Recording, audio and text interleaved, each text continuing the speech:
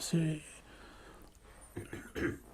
souligner le fait qu'on pourrait envisager qu'il n'y ait pas de moi, mais que dans les affects, il pourrait y en avoir un, ou en tout cas que ça ne soit pas évident qu'il n'y en ait pas. C'est vraiment lié à l'identification qu'on a avec précisément ces affects et leurs manifestations. C'est-à-dire que il faut juste voir comment les choses se passent, comment elles se produisent, quoi. Lorsque, par exemple, comme ça vient d'être dit, on est touché par quelque chose, par exemple, on va prendre plutôt l'exemple de quelque chose de désagréable. Et d'ailleurs, c'est un avantage, les choses désagréables, parce que c'est dans les choses les désagréables que c'est à la limite le plus facile de le voir, quoi. Tu vois ? Si tout d'un coup on te traite d'espèce d'abruti total, tu vois, et là tout d'un coup, tu vois, enfin, peut-être pas toi, mais souvent, si on nous traite d'abruti complet, peut-être même de façon encore plus subtile, on, on a une réaction, tu vois, et cette réaction, elle dit moi, un abruti. Bon, le voilà le moi. Et donc lorsqu'on dit moi, un abruti, qu'est-ce qui se passe, tu vois? Ben, il se passe, c'est très simple en fait. Il se passe que lorsqu'on dit moi, un abruti, ça c'est une forme c'est une pensée, n'est-ce pas? Une pensée qui dit moi, bon, moi c'est une pensée. Et puis en plus de cette pensée, quand tu dis moi, un abruti, regarde bien, il y a une tension, quoi. Tu vois, il y a l'aspect moi, ça c'est une pensée, mais elle n'est pas toute seule comme ça, planant dans le silence. En même temps, il y a une tension, tu vois. On pourrait l'évoquer même sans le dire. Donc il y a une, en fait voilà, dans les affects dont tu parles, il y a une pensée et une tension. Peu importe la pensée d'ailleurs. Ça, ce sont les faits. Personne va dire le contraire, tu vois. Et c'est pas la peine de faire semblant, de dire oh moi un abrutus, je m'en fiche, je suis au-delà de tout ça. Alors qu'on a envie de détruire celui qui vient de dire ça, tu vois, intérieurement. Non, les faits, c'est ça, quoi. C'est qu'il y a cette tension et qu'il y a cette pensée. Mais le fait qu'il y ait une tension et qu'il y ait une pensée ne nous dit absolument rien sur la possibilité qu'il y ait ou non un moi. Tu vois ? Car dans cette histoire, il y a il y a une pensée, une émotion, il y a une tension. On est bien d'accord, tu vas bien être d'accord que c'est à toi que ça arrive. C'est pas au voisin, n'est-ce pas? On ne dit pas le contraire. Ce vers quoi on pointe, c'est que lorsqu'on dit, par exemple, ah oui, c'est vrai, j'ai une émotion, j'ai une pensée là, et une tension. On est d'accord. Là où il y a un petit bug, c'est qu'on va dire, cette pensée et cette émotion arrivent à moi. Là où il y a un petit bug, et où on n'est pas forcément d'accord, c'est sur ce qu'on désigne en disant ça arrive à moi. Qu'on dise à moi parce que ça n'arrive pas aux voisins, parce que quand on explique l'histoire aux autres, ok, comme ça ils comprennent que c'est pas arrivé à ton voisin et que c'est arrivé là, d'accord. Mais là le point sur lequel il y a un souci, c'est qu'est-ce qu'on désigne lorsqu'on dit ça arrive à moi. Tu comprends ? Dire ça arrive à moi, ça dit effectivement que ça n'arrive pas à quelqu'un d'autre. Mais si en disant ça arrive à moi, on sous-entend en fait que ça arrive en quelque sorte au moi, c'est-à-dire à un moi, quelque part ici, rangé on ne sait pas très bien où, et qui serait une entité formelle à qui les choses arriveraient, là, à ce moment-là, la suggestion qu'on va dire, c'est montre-nous ce moi à qui ça arrive, quoi. Et c'est là que, en quelque sorte, ce qu'on appelle l'investigation trouve sa place.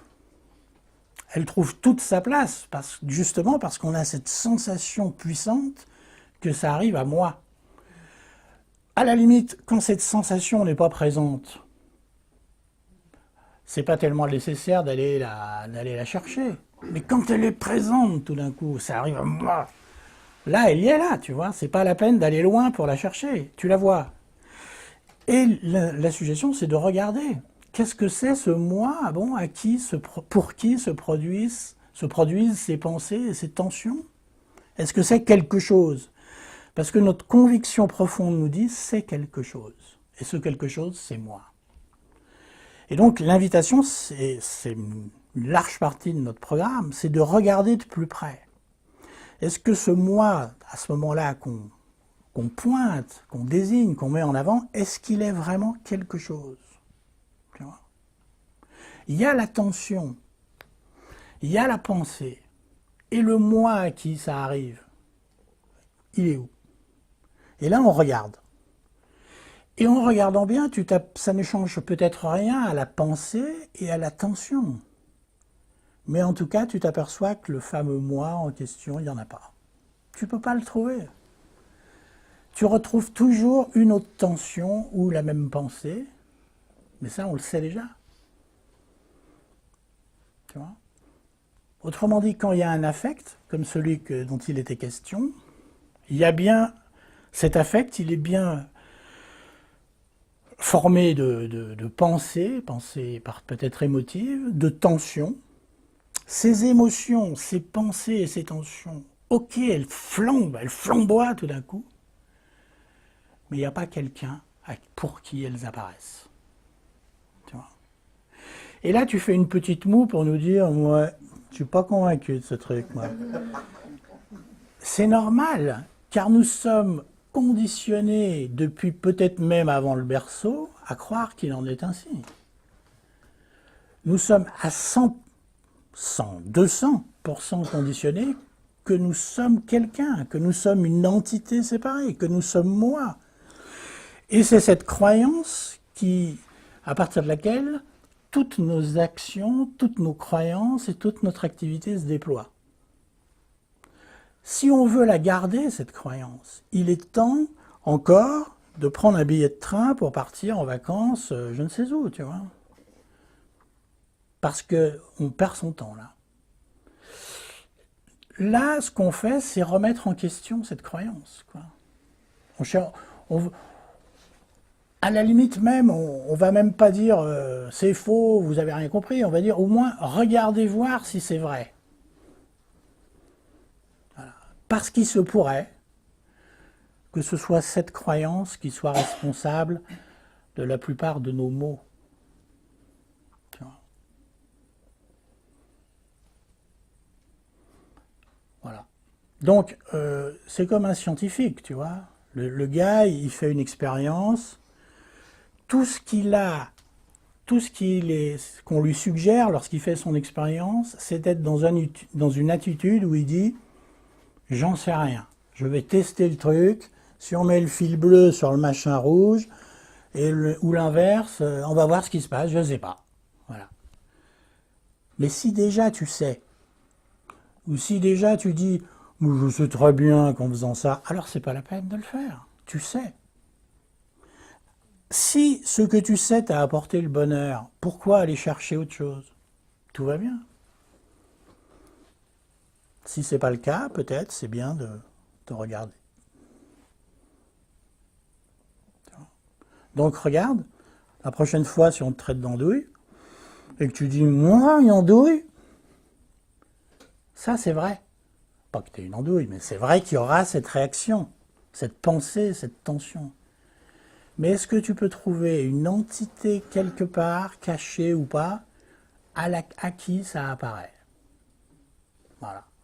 Tant que tu crois que oui, tu n'as pas bien regardé. Et si tu présupposes, et si tu dis, ouais, je sais très bien que oui, mais enfin, je vais lui faire plaisir, je regarde un coup quand même, tu perds ton temps.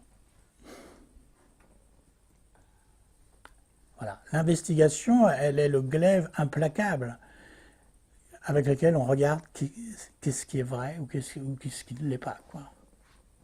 Lorsque tu vois, si c'est le cas, que oui, il y a cette tension, oui, il y a cette émotion, mais je vois pas quelque chose de tangible, d'identifié à qui ça arriverait. Lorsque c'est parfaitement clair, eh bien, forcément, la croyance et l'attachement à la croyance que ce quelque chose existe te quitte. À ce moment-là, qu'est-ce qui se passe? Il y a toujours cette tension, il y a toujours cette pensée. Oui, ça apparaît quand on te traite d'andouille, mais ça apparaît plus à quelqu'un. Ça apparaît à personne, en quelque sorte. Ça apparaît dans l'absence de quelqu'un. Et c'est dans cette absence de quelqu'un que ça apparaît, et plus tard que ça disparaît. Sans qu'il n'y ait plus personne pour le prolonger dans le temps. Sitôt apparu, sitôt disparu. C'est comme notre vie.